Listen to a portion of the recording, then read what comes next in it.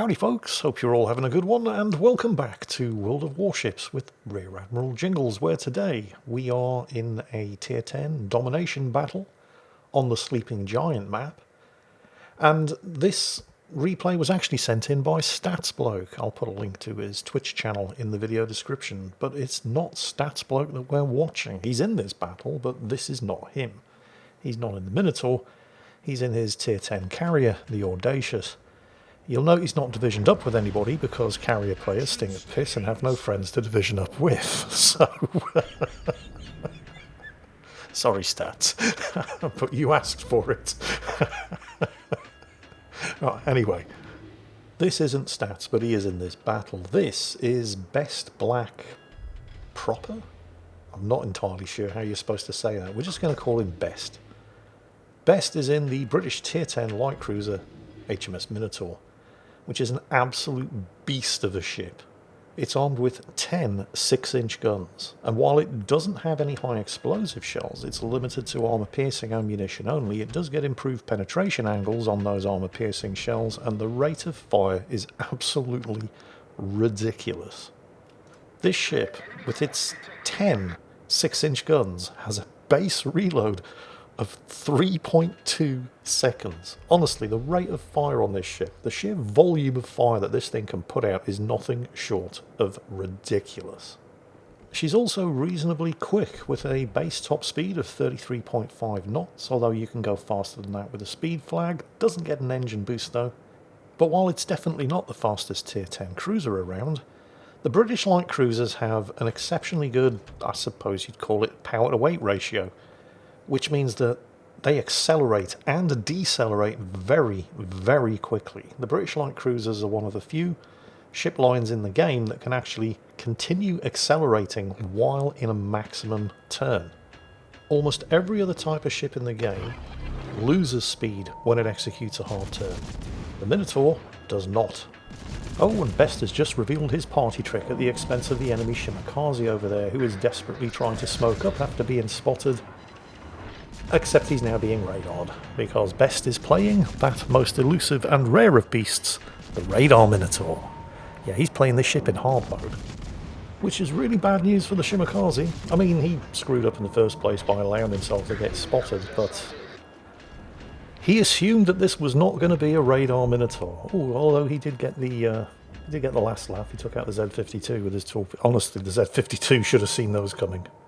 For one thing, it had hydro, and for another thing, you don't need hydro to know that a Shimakaze is going to have launched torpedoes, and the Z-52's response to this was to slow to a stop and turn sideways on, in order to ensure that he caught as many of those torpedoes as possible. So, yeah. Now, you might be thinking that in that Shimakaze's defense, okay, he screwed up by allowing himself to get spotted in the first place, but assuming that a Minotaur does not have radar is usually a fairly safe assumption to make. The overwhelming majority of Minotaur players will take the smokescreen rather than the radar, because it is by far the safer option. 9 times out of 10, the Shimakaze would probably have sunk the Z-52 and gotten away with it. But that's why you always assume a Minotaur has radar rather than the smokescreen until you know for sure it doesn't. And hopefully the Shimakaze player... Oh, hang on a second. Here comes the Malta, the carrier on the enemy team. Although he is flying his aircraft straight into the overlapping AA from a Thunderer, a Grosser Kurfürst, a Hindenburg and a Minotaur, so wow, it looks like... Wow, AA does work when it's 4 against 1. But yes, back to that Shimakaze. Just because you've got the best stealth in the battle, and I can't remember exactly what the Shimakaze's best possible stealth is, but it's something like 5.6 kilometers. And that is really, really good. But it's also really bad when you do get spotted, because it means you're only 5.6 kilometers away from the things that are trying to kill you, and that doesn't leave you an awful lot of space to dodge. Oh, enemy destroyer over there, hiding behind the island, thinking, haha, you can't hit me. Meanwhile, StatsBloke in the carrier thinking, nope. Ruining everybody's fun from the other side of the map since, oh, I don't know, when was the carrier rework? Doesn't matter. Yeah, stealth. Having great stealth is really, really, really good until you get spotted, and then it's really, really, really bad. Speaking of great stealth, by the way, that's something else that's really, really good about the Minotaur. It has great stealth. For a cruiser, at least. Although I think technically it may even have better stealth than certain destroyers in the game, and we're probably talking about the Russians here, which do not have good stealth. Certainly shouldn't rely on it. But Bestia has managed to get his surface detection range in the Minotaur down to 9 kilometres. Yes, less than 10 kilometres. That is phenomenally good. Until you get spotted, because then you're in a light cruiser and you're only 9 kilometres away from the things that are trying to kill you. And the Minotaur does not boast great armour. It is just a light cruiser after all. Where are those torpedoes coming from? It's clearly not the Shimakaze, and it's not the last remaining destroyer on the enemy team. He's over there. Those might be the enemy Minotaur, or possibly the Jinan, which are both sort of lurking over in that direction. But yes, the Minotaur's armour is kind of bad. The belt armour, when angled, and if you control somebody into shooting at your belt, will protect you from light cruisers, heavy cruisers, and some super cruisers that have guns up to a caliber of 220mm. But battleships and other large cruisers will definitely mess you up, particularly at short range, where the shots are coming in at a flat angle. And, well, when you get spotted in the Minotaur, it's probably going to be at short range, because 9 kilometer stealth. Minotaur does not have, well, anything in the way of vertical citadel protection. So armor-piercing shells that can overmatch, and, well, you're in a tier 10 cruiser, so there are going to be lots and lots of ships that have armor-piercing shells that can overmatch, are really going to mess you up if you allow yourself to get hit. And having light cruiser armor also means that you're probably going to take full damage from high explosive shells as well, so try not to get hit. Wow, look at that. Best still hasn't managed to get a kill. Stats bloke in the Audacious ninjaing the kill on the last surviving enemy destroyer there. I mean, I think we can safely say that Best has been responsible for the first 2 kills on the enemy team. He just wasn't credited with them. Oh well. So it's 2 kills apiece. Unfortunately, the enemy team, well, they're not ahead on points, but they probably soon will be. They've got 2 cap circles. Best's team only possess Bravo. I mean, technically they possess Alpha, but the enemy team are flipping it. It's contested, so Best's team are not getting any points from it. So the enemy team, unless something drastic happens soon, are going to go ahead on points. And honestly, I don't see them not being able to flip Alpha. After they lost their Halland, Best's team don't have anything over by Cap Circle Alpha to stop the Petropavlovsk that killed the Halland from taking that Cap Circle. That Yoshino is certainly shouldn't poke his nose around the corner and try to do anything about it, not with everything that's coming around the west side of Alpha. And there it is, it's been flipped. So the enemy team now have 3 of the 2 caps. The points are even, the kills are even, but the points are not going to stay even, and the enemy team have now started drawing ahead. Meanwhile, Best got some shots out at an enemy light cruiser, Pan-Asian light cruiser, the Jinan over there. He does not like getting shot at by the Minotaur, he's smoking up.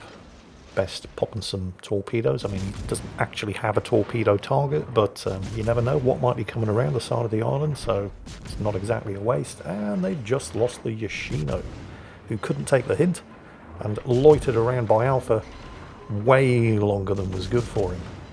Not entirely sure what happened to the Yoshino. I mean, we didn't see it happening, but he is a Yoshino, and Yoshino players do all seem to think that they're all just big Shimakaze, so he probably lurked around the side of the island there, hoping to torpedo the Mecklenburg, and all that he succeeded in doing was getting blasted in the face by the Mecklenburg. Meanwhile, finally, Best gets his first kill.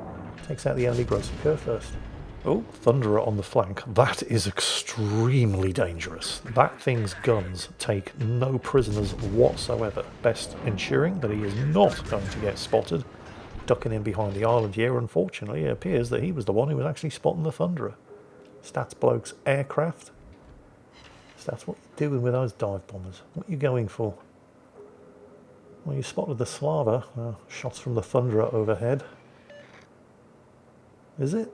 No. Too many of them. Way too fast a rate of fire. That'll be the Jinan.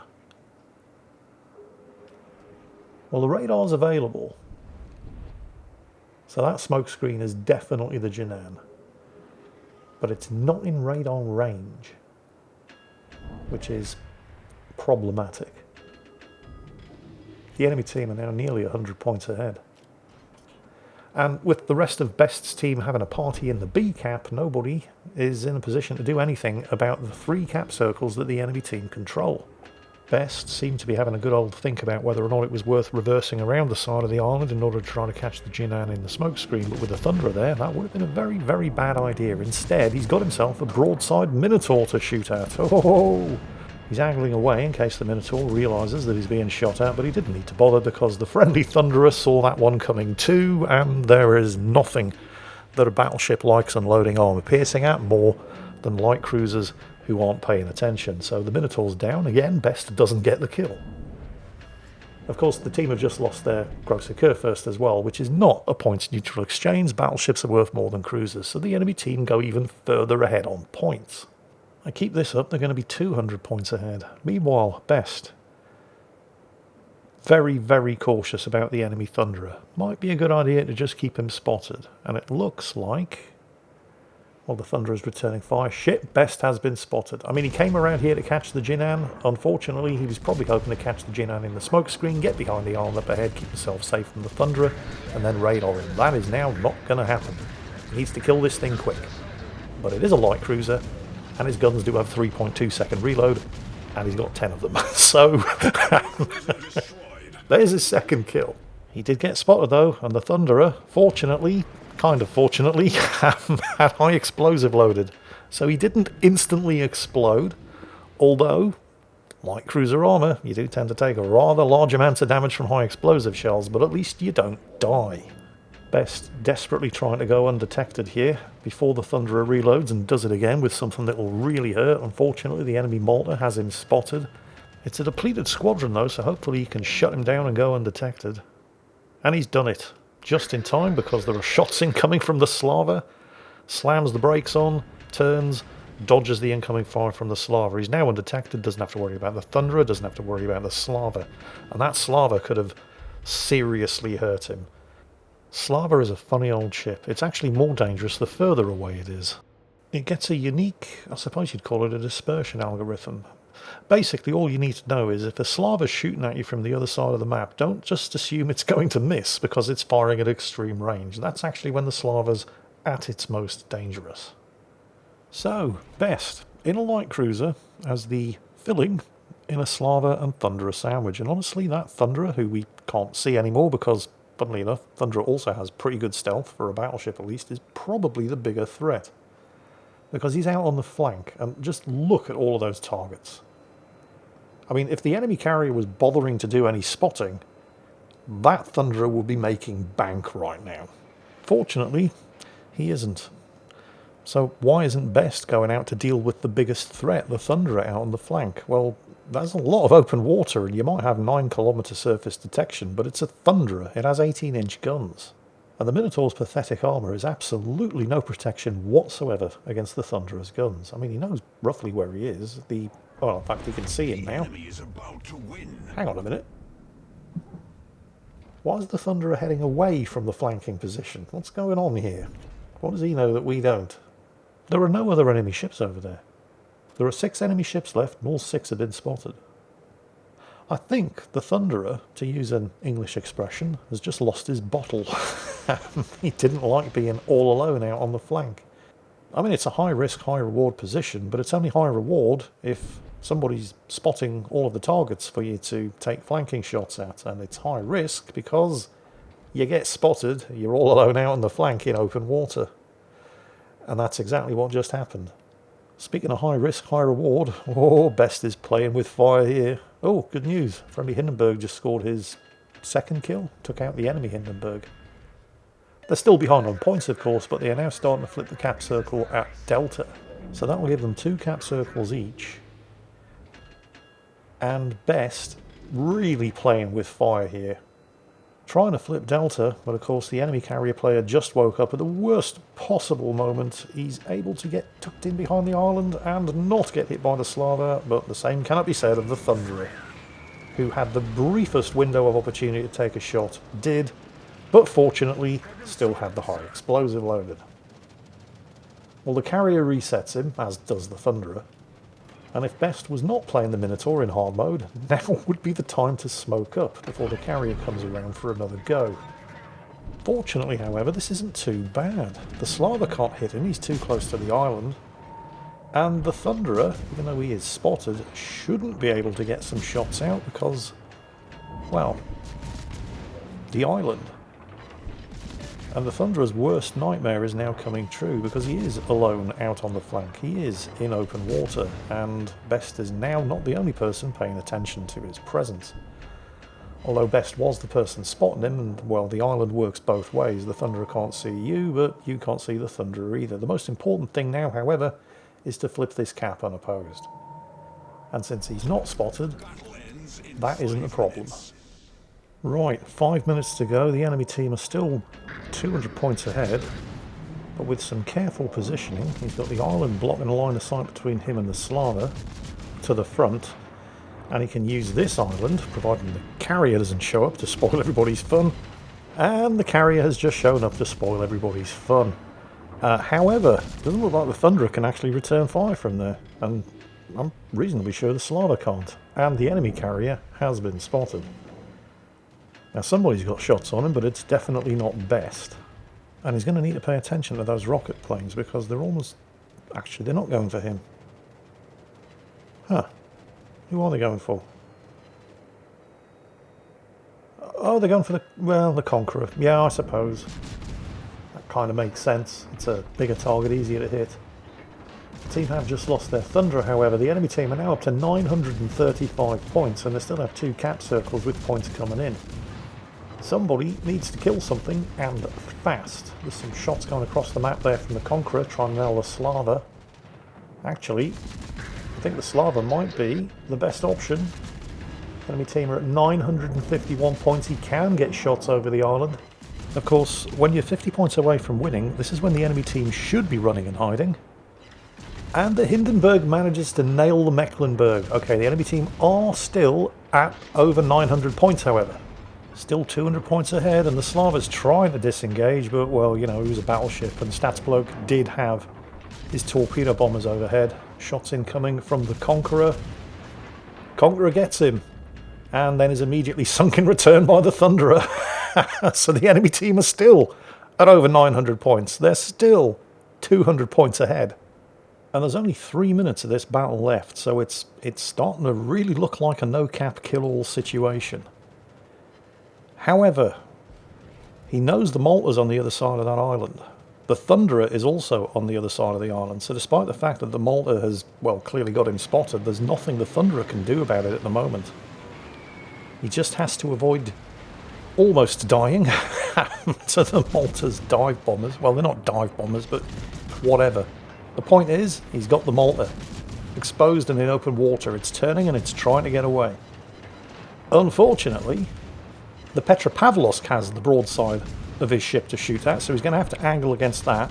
Luckily, these turrets do turn very, very quickly, so he's able to keep all 5 turrets focused on the Malta, and even though most of his shots have actually been shattering and ricocheting, it's when the Malta turns to give flat broadside that those improved penetration angles come into play, and the final salvo sinks the carrier. Now he just has to survive getting blown out of the water by the Petropavlovsk. However, the Malta, even though it's down, is not out. The aircraft are continuing to spot him. He needs to complete this turn before the Petro finishes him, and it looks like, yes, he's going to be okay. But there's a Thunderer on the other side of the island. And it still has almost all of its health, and it has 18-inch guns, and yes, they are pointing this way. And they can overmatch your armour from any angle, and he has switched to the armour piercing at last, but somehow manages to miss. Best, you're kind of committed now. But at this kind of range, I mean, you've got the torpedoes away, and you're actually doing a fair amount of damage with the 6-inch guns and the armour piercing shells, but it is going to be the torpedoes that are going to seal the deal here, and just as well, because the Thunderer blows you out of the water, but the torpedoes land home. And that, because the Petro had just been taken out, was the last surviving enemy ship. And that, kids, is what more than 4,000 base experience in the Minotaur looks like. And is the reason why Statsbloke got a hold of this replay and sent it in. And I hope you all enjoyed that spectacular performance in the Minotaur as much as me and Stats did, because that's it for today. As always, take care, and I'll catch you next time.